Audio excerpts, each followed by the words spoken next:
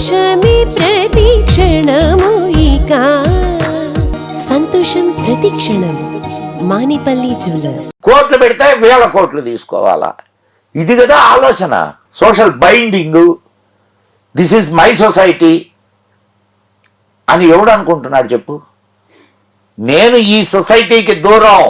I am the creator, I am the king. మీ ఎక్స్పీరియన్స్లో ఇన్ని వేల బుక్స్, కొన్ని వందల కొద్దీ తిరిగేసిన మీ పఠనం ద్వారా తెలుసుకున్నది ఏంటి? హిందూగా పుట్టిన ఒక వ్యక్తి చనిపోయే లోపు మోక్షం రావాలి అంటే ఈ పలానా పుణ్యక్షేత్రాలు దర్శించుకుంటే మోక్షం వస్తుంది. రాదు. ఎందుకు? మనం చేసిన పాపాలు అలా ఉన్నాయా? రాదు. పాపాలు పోవు. ఏ గుడికి వెళ్ళినా రాదు. రాదు. ఎందుకు?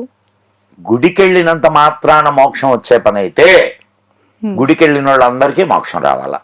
నువ్వు గుడి ప్రాథమిక స్థితి, అక్కడి నుంచి ఎదుగు, దైవత్వం వైపు అడుగులు వేయి.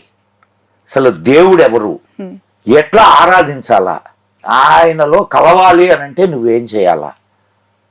ఆ సాధన చేస్తే నీకు మోక్షం వస్తుంది. కానీ దేవుడి దగ్గరికి పోయి ఏంటో ఇక్కడ సరే. ఇంకొక మంచి దోహ గుర్తొచ్చింది, చెప్తాను. కబీర్ దోహానే. కర్మే మాలా ఫిరై జీబ్ ఫిరై ముహ్ మాహి, మనువాతో దశ దిశ ఫిరై యహతో సుమిరన్ నాహి. అంటే చేతిలో జపమాల తిరుగుతూ ఉంటది, నోట్లో ఓం నమ శివాయ, ఓం నమ శివాయ, ఓం నమ శివాయ. వాడు ఏం చేస్తున్నాడు? ఓం నమ శివాయ, ఓం నమ శివాయ, ఓం నమ శివాయ. నా పెట్లో డబ్బులు తెస్తున్నట్టుంది మా ఆవిడ.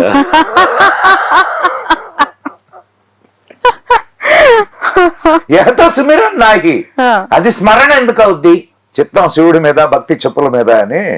బయట చెప్పులు వదిలొచ్చాను, ఎవడైనా వేసుకుపోతాడేమో.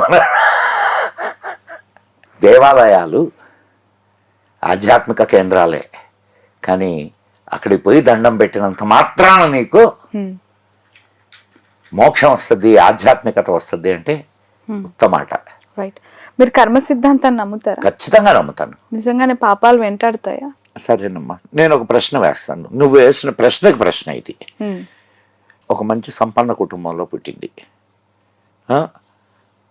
ఇంకొక అమ్మాయి చాలా హీనమైన కుటుంబంలో పుట్టింది, అంటే చాలా పేద కుటుంబంలో పుట్టింది.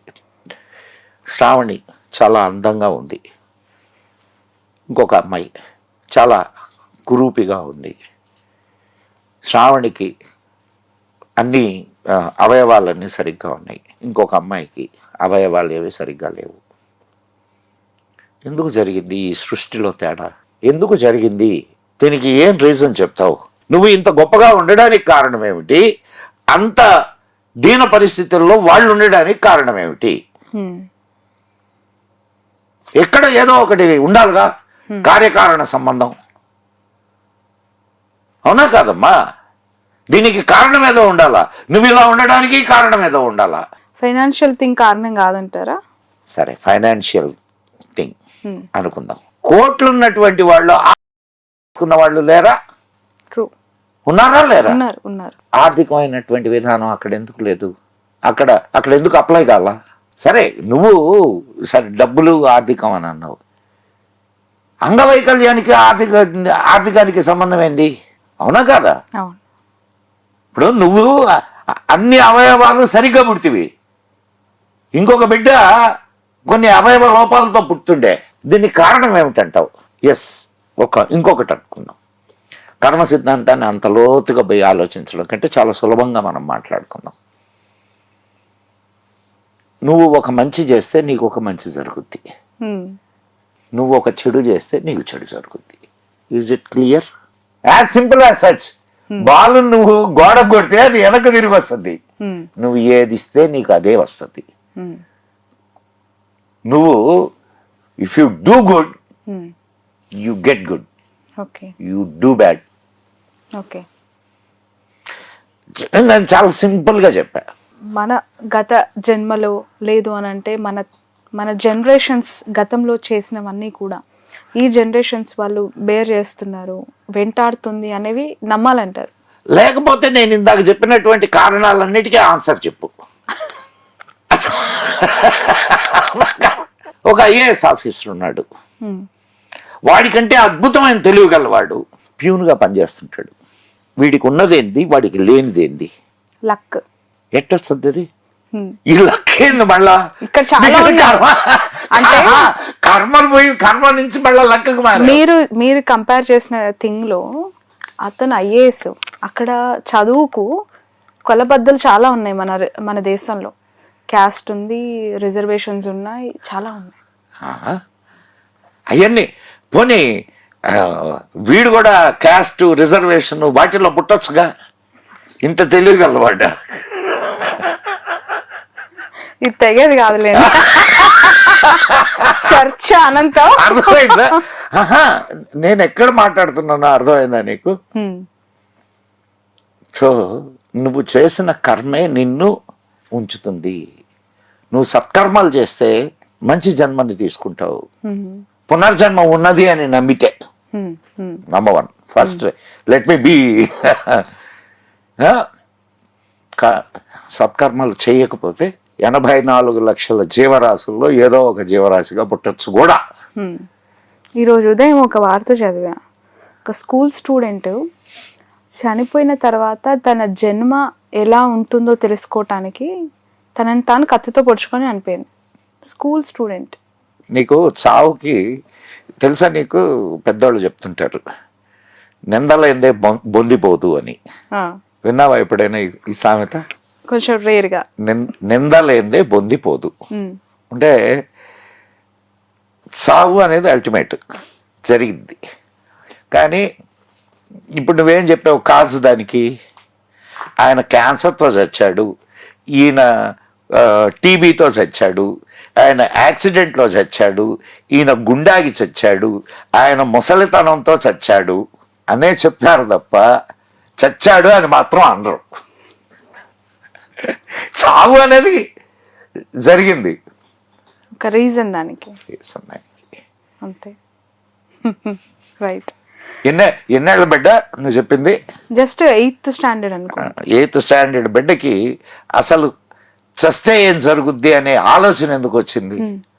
తన జన్మ ఎలా ఉంటుంది, తిరిగి చనిపోయిన తర్వాత అసలు ఏం జరుగుతుందో తెలుసుకోవాలని చనిపోయిందంటే షాక్. School student. ఆ పోస్ట్ పెట్టింది కూడా ఒక స్కూల్ ఓనర్, చైర్పర్సనే పెట్టారు తన ఫేస్బుక్ వాల్ పైన. అమ్మా ఇది ఒక విచిత్రాల ప్రపంచం తల్లి, విచిత్రాల ప్రపంచం. ఏ మనిషి ఎట్లా ఆలోచిస్తాడో తెలియదు, అండ్ ఏ క్షణానికి ఏం జరుగుద్దో తెలియదు కదా. కానీ అద్భుతమైన ప్రపంచంలో ఆనందంగా నువ్వు ఎట్లా ఉండగలవు అనే దాని మీద ఆలోచించు అంతే. వినా దైన్యేన జీవనం అనాయాసేన మరణం. వినా దైన్యేన జీవనం. ఓకే. దైన్యంగా జీవించకూడదు, అనాయాసేన మరణం. చనిపోయేటప్పుడు హాయిగా చనిపోవాలా అని మనిషి కోరుకోవాలా. అంటే ఆనందంగా జీవించాలి, కష్టపడకుండా చచ్చిపోవాలి. Thank you so much Madan గారు. ఒక చరిత్ర, ఒక అంటే social science and what not everything ఇంటర్వ్యూలో అన్ని నేర్చేసుకున్నావు గంటలో. బాబాయ్ ఎప్పుడు అట్లా అనుకోబాక, వార్నింగ్ యూ, ఎప్పుడు అట్లా అనుకోబాక. ఎంత నేర్చుకోవాల్సిన చాలా ఉంటది. నువ్వు నీ దోశలెంతో, నీ కడుపెంతో అంతే తీసుకోగలవు, ఇక్కడి నుంచి అంతే తాగగలవు. కాబట్టి నేను చాలా నేర్చుకున్నాను అనుకోనే వద్దు. ఎంత నేర్చుకున్నా అనంతమైన విజ్ఞానం అమ్మా. మనం ఎంత నేర్చుకోగలం? మన జీవితం ఎంత చాలా చిన్నది. కాబట్టి నిరంతరంగా నేర్చుకుంటుండే విద్యార్థిగా ఉండు. మీరు నేర్చుకొని మాకు నేర్పిస్తూ ఉండండి, మేము వాళ్ళకి చూపిస్తూ ఉంటాం. Thank you so much. That's all. Madan గారితో దిస్ స్పెషల్ ఇంటర్వ్యూ. నాకు తెలిసేది ఇంత చాలా పెద్ద లెంథియస్ట్ ఇంటర్వ్యూ. సో నేను 2 parts లో ఈ ఇంటర్వ్యూని మీకు అందించాలనుకుంటున్నాను. ఫస్ట్ part 1 లో కొన్ని విషయాలు, పార్ట్ 2లో కొన్ని విషయాలు. అది అయిపోయిన తర్వాత మళ్ళీ పిలుద్దాం. ప్రేక్షకుల కోరిక మేరకు ఈ ఎంటైర్ ఇంటర్వ్యూ చూసి మీ అభిప్రాయాన్ని మాత్రం ఖచ్చితంగా కమెంట్ రూపంలో తెలియచేయండి. అండ్ మీకేమైనా డౌట్స్ ఉంటే ఆ కింద మాత్రం పోస్ట్ చేయండి. తిరిగి వచ్చి మళ్ళీ మదన్ గారిని మళ్ళీ నెక్స్ట్ ఇంటర్వ్యూలో మనం అడుగుదాం. That's all for now. చూస్తూనే ఉండండి క్యూబ్ టీవీ.